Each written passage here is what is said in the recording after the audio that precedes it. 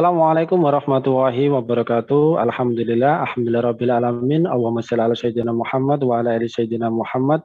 Pemirsa KC News dimanapun Anda berada, salam jumpa kembali bersama dengan saya Aziz Rohman. Program Kabar Petang edisi Sabtu 14 Agustus 2021. Insya Allah beberapa menit ke depan kami akan menemani Anda mencermati dan menelaah berita paling menarik dan paling populer hari ini bersama narasumber yang kompeten di bidangnya dan tentunya dari sudut pandang Islam. Baiklah pemirsa, inilah Kabar Petang selengkapnya.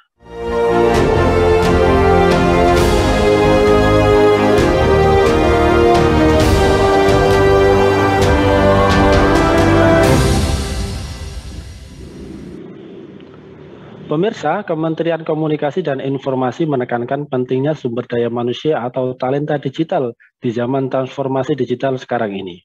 Kita tahu bahwa dunia sedang bergerak sangat cepat untuk transformasi digital, kata staf khusus Menteri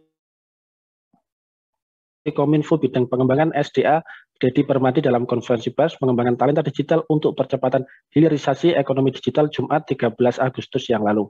Jadi mengutip laporan dari World Economic Forum, diperkirakan pada tahun 2025 nanti akan ada 85 juta lapangan kerja yang hilang karena digantikan teknologi, terutama untuk pekerjaan yang bersifat repetitif.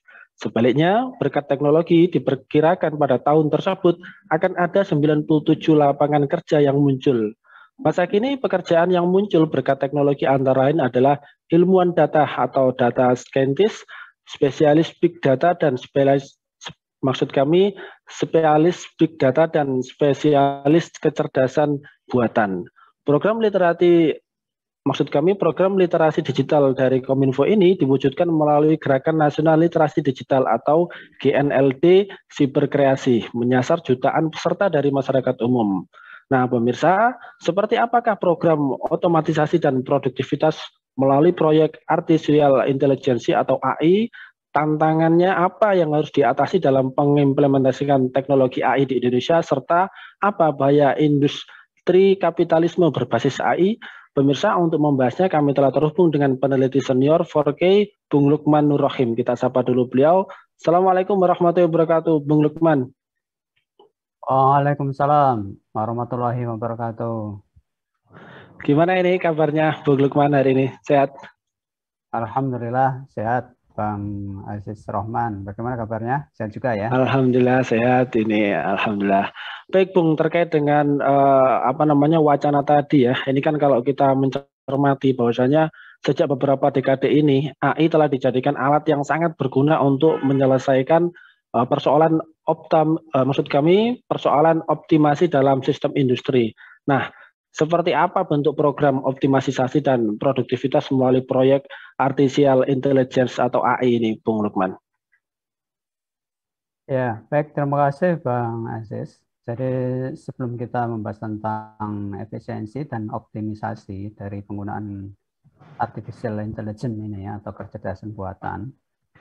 Jadi sebenarnya AI itu apa? Jadi AI itu sebenarnya sebuah program ya, atau yang menggabungkan dengan perangkat keras yang memungkinkan mesin ya, itu belajar dari pengalaman, dari input-input yang dimasukkan.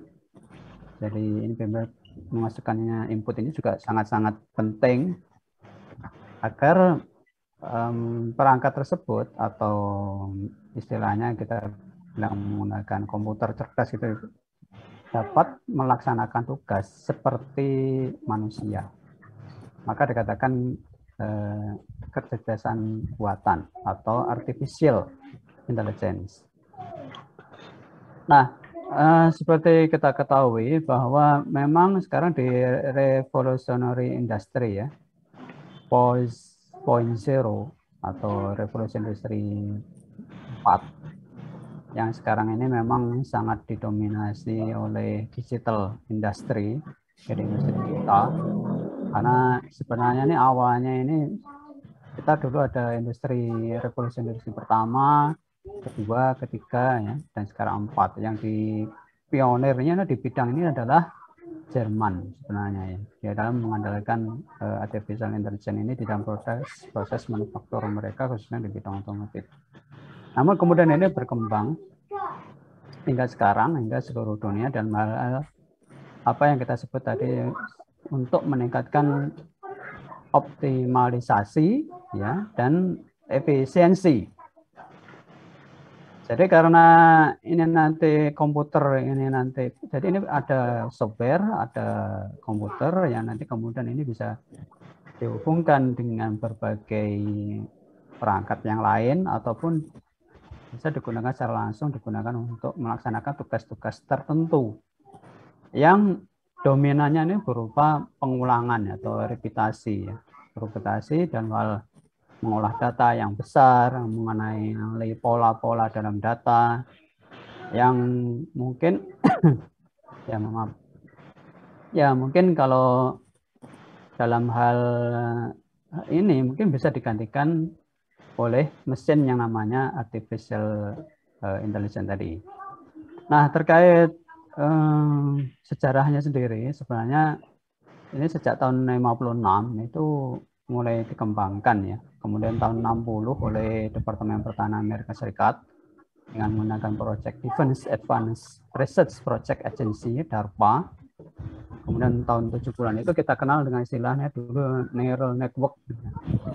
Neural network ya awalnya itu, kemudian pada tahun berkembang terus tahun 2003 menjadi machine learning ya.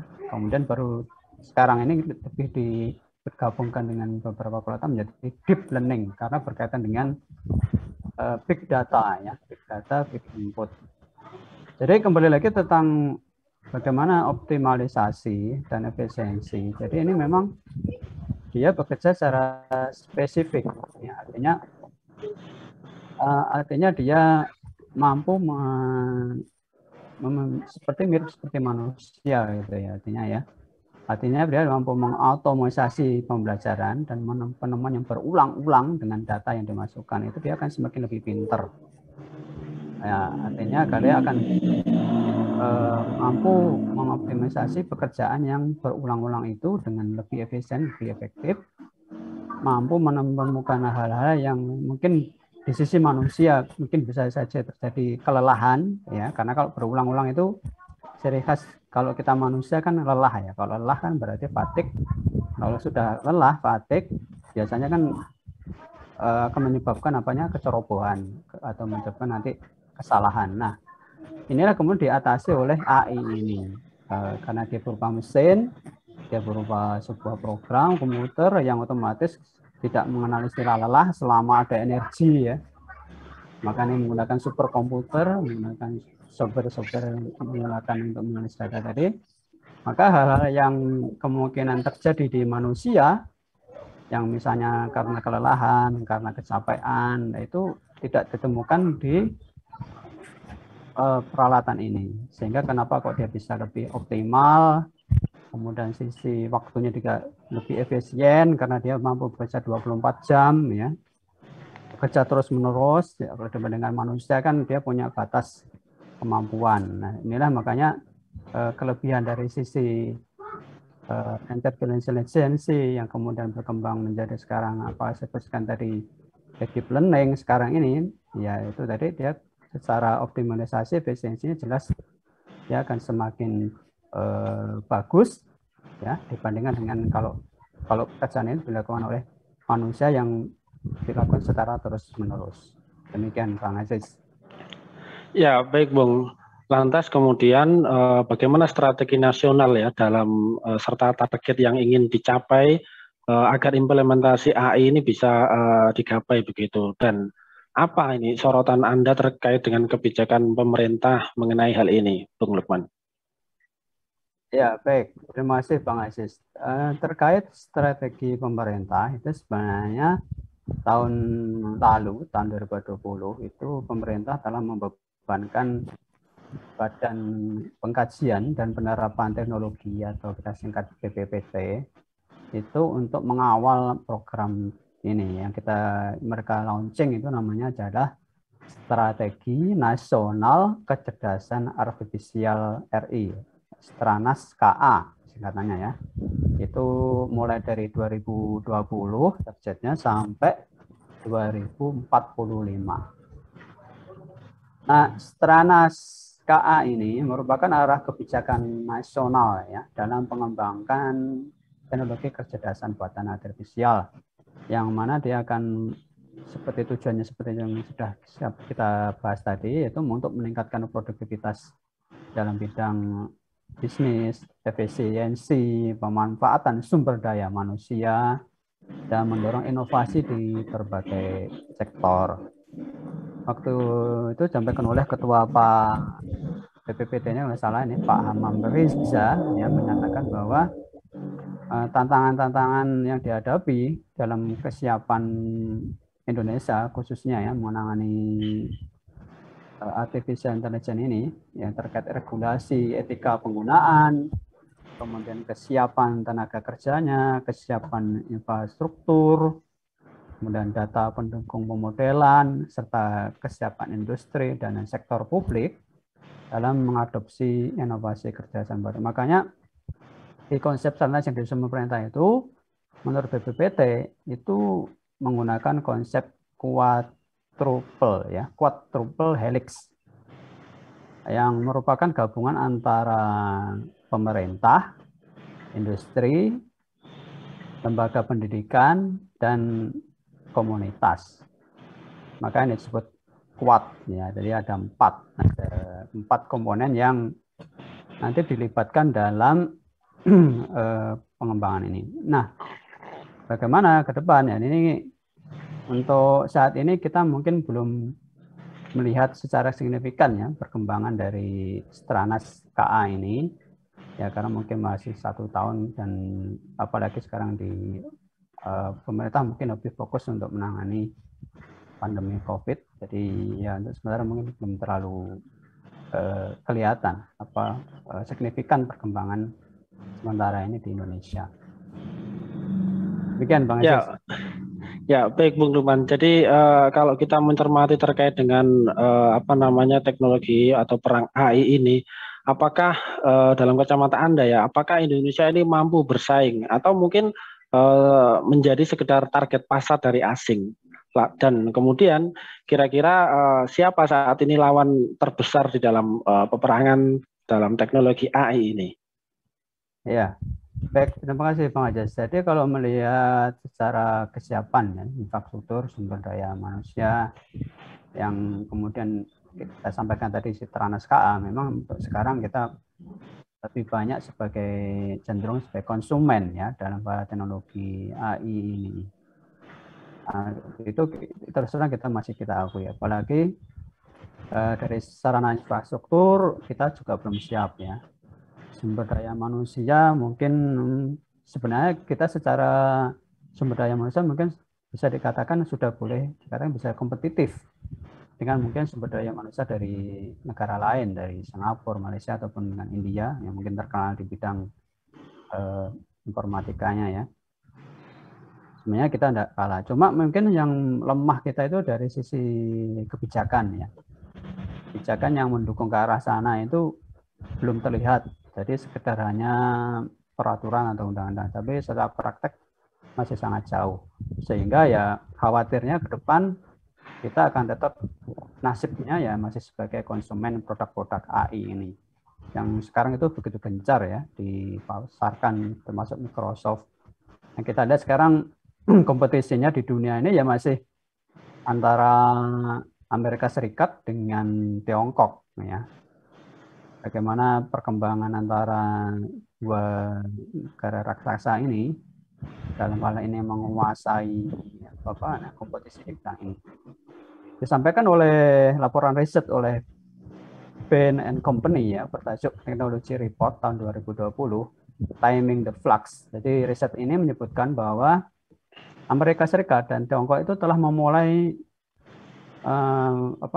tentang ekosistem teknologi global ini, yang terutama mereka di mana nanti akan bersaing di antara beberapa perusahaan ya yang kita kenal. Misalnya kalau di sini misalnya kalau di AS itu adalah Google ya dengan teknologinya yang kita sangat kenal sekali, menggunakan mesin Google Search-nya yang luar biasa itu. Kemudian ada Facebook ya, di sana juga bermain. Nah, sedang di Cina itu lebih dimainkan oleh perusahaan-perusahaan seperti Huawei, ya, kemudian Alibaba, yang memang yang mereka saat ini lebih dominan di pasar tersebut, ya. Nah, ya kembali lagi nanti kalau kalau Indonesia tidak menyiapkan dengan baik, ya kembali lagi seperti biasanya kita hanya menjadi penonton saja, ya, bukan pemain di bidang ini. Dan ini sangat disayangkan sekali melihat potensi yang sangat besar, ya, dengan jumlah penduduk Indonesia yang hampir 300 juta, kemudian dengan sifat perilaku konsumerisme, ya, di Indonesia ini sebenarnya peluang-peluang yang sebenarnya bisa dimanfaatkan dengan baik kalau pemerintah bisa jeli melihat ini ke depan. Demikian Bang Aziz. Ya, baik Bung Lukman. Dengan berbagai macam plus minus ya yang kita miliki ya di Indonesia terkait dengan masyarakat dan lain sebagainya. Lantas menurut Anda ini tantangan apa yang harus diatasi di dalam mengimplementasikan teknologi AI di Indonesia? Lalu apa juga ini bahaya dari industri kapitalisme berbasis AI ini? Termasuk apa bahaya dari menggulitanya asing ini dalam investasi AI ini? Ya, baik. Jadi selain mungkin tantangan tadi, ya, terkait dengan seperti yang disampaikan oleh World Economic Forum bahwa akan banyak mengalami kehilangan pekerjaan hampir 85 juta, ya. Tapi di saat yang sama nanti juga akan muncul jenis-jenis pekerjaan yang baru, ya. Kita katakan tadi mungkin ada 97 atau berapa dari itu, ya. Yeah. Nah, itu dari sisi peluang dari sisi peluang bisnis atau pekerjaan yang tentu ya itu pasti, ya, dengan perkembangan teknologi sekarang memang dulu juga gitu, ya. Dulu ada namanya teknologi petugas yang menyambungkan telepon, itu operator itu, ya. Dulu kan ada itu. Ada. Yang memindah-mindahkan kabel, ya, untuk ketika telepon hubungannya. Sekarang pekerjaan itu kan lambat laun kan hilang. Kemudian setelah ada teknologi otomatisasi. Nah, tapi pada saatnya muncul pekerjaan yang jenis yang baru. Ya, itu menurut saya ya sudah sangat wajar, ya, terjadi pergeseran sistem. Makanya dalam hal ini terutama adalah yang perlu disiapkan adalah sumber daya manusianya. Bagaimana menghadapi, ya, perkembangan teknologi digital ini, ya, di dalam supaya tidak gagap istilahnya, ya. Makanya peranan pendidikan, institusi pendidikan ini menjadi sangat urgent, penting untuk dikembangkan mengenai bidang artificial intelligence ini. Nah, terkait dengan kapitalisasi global, ya, tentu selama ini kita lihat memang mereka sangat dominan, ya, dalam hal teknologi dan infrastruktur. Tentu sekarang mereka masih menguasai hal tersebut. Nah, namun kalau seandainya ini kemudian diatasi, ya, dengan kebijakan-kebijakan yang dikeluarkan oleh pemerintah yang tentunya diharapkan lebih banyak menguntungkan bagi rakyat Indonesia, tentu hal itu memungkinkan dan itu sangat bisa, ya, selama punya willing atau keinginan untuk untuk memproteksi perkembangan atau kebijakan yang mungkin bisa saja merugikan bagi rakyat Indonesia, ya. Jadi kembali lagi tentu, ya, bagaimana undang-undang ataupun peraturan kebijakan ini bisa lebih memihak, gitu, ya, kepada konsumen di Indonesia khususnya. Jangan sampai kemudian lebih condong ke pemilik modal atau pemilik kapitalis ini, yang tentu mereka lebih memikirkan keuntungan, ya, memikirkan laba daripada mungkin dari sisi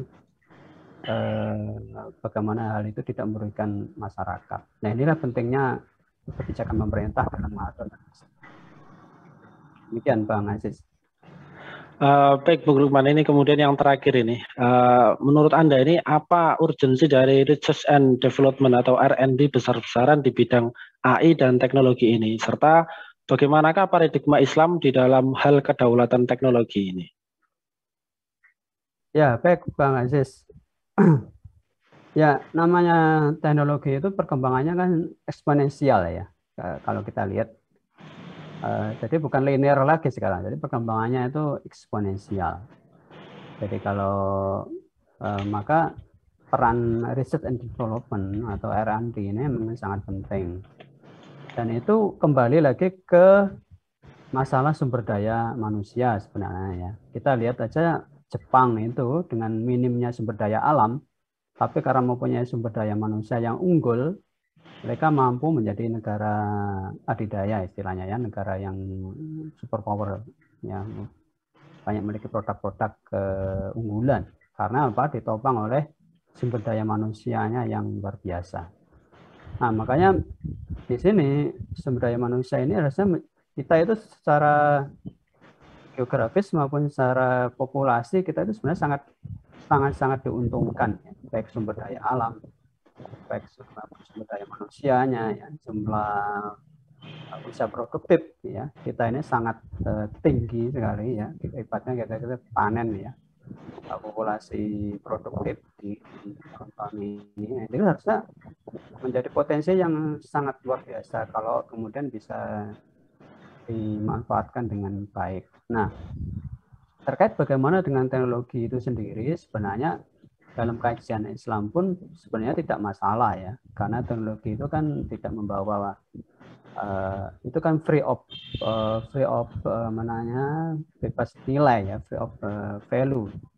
Jadi namanya teknologi sains ya, meskipun itu dimiliki oleh pihak asing atau muslim itu tidak ada masalah ya. Kita kemudian misalnya suatu saat kita ingin membeli ya license-nya, kemudian dengan license itu kita bisa memproduksi sendiri ya di dalam negeri, hal itu memungkinkan sekali dan saya rasa itu tidak bertentangan dengan cara Islam. Pada zaman khilafahan misalnya zamannya siapa itu ya, Muhammad Al-Fatih, ketika teknologi meriam waktu itu yang memang raksasa belum ada, kemudian meng-hire ya masih siapa namanya ahli meriam itu Orhan kalau bukan ya, itu kemudian diberikan gaji yang tinggi, kemudian diberikan imbalan yang layak, tidak masalah gitu ya. Jadi selama teknologi itu menurut pandangan Islam tidak ada masalah ketika kita mencoba mengadopsinya, membelinya ya, bahkan untuk diaplikasikan bagi asal itu memang benar-benar diaplikasikan untuk kepentingan rakyat, demi kemaslahatan ya secara bersama bagi rakyat khususnya di Indonesia terutama. Jadi karena sekali lagi ya kalau ingin mempercepat ya memang begitu ya. Jadi kita harus membeli produk berupa license itu yang kemudian memungkinkan atau istilahnya hak cipta gitu ya, atau istilahnya paten-paten seperti itu, sehingga nanti dimungkinkan produk-produk itu bisa diproduksi di dalam negeri sehingga akan meningkatkan kemampuan sumber daya manusia Indonesia dan sekaligus bisa mengoptimalkan sumber daya alam ya yang ada di Indonesia ini untuk memberikan nilai tambah, digunakan untuk produk-produk yang mensupport terkait kecerdasan buatan ini. Demikian Bang Aziz. Ya, baik Bung Lukman, ini Mas Awan luar biasa. Terima kasih atas pencerahannya dan terima kasih atas waktunya ya bisa hadir di Kabar Petang pada edisi kali ini. Semoga Anda dan keluarga senantiasa sehat selalu dan dalam lindungan Allah Subhanahu wa taala. Amin ya rabbal alamin. Assalamualaikum warahmatullahi wabarakatuh, Bung Lukman. Waalaikumsalam warahmatullahi wabarakatuh. Sampai ketemu lagi Bang Aziz. Baik ya. Ya, baik pemirsa, itulah Bung Lukman Nur Rahim ya dari 4K. Nah, pemirsa Kabar Petang, semoga Anda mendapatkan banyak manfaat dari acara kami. Sampai berjumpa lagi pekan depan di jam dan channel yang sama. Jangan lupa like, komen, share, subscribe, serta tekan loncengnya agar tidak ketinggalan update terbaru dari KJ News. Karena disinilah Anda akan mendapatkan pencerahan, berita paling menarik dan paling populer dari sudut pandang Islam. Akhirnya saya Aziz Rahman beserta seluruh kru yang bertugas undur diri. Wassalamualaikum warahmatullahi wabarakatuh.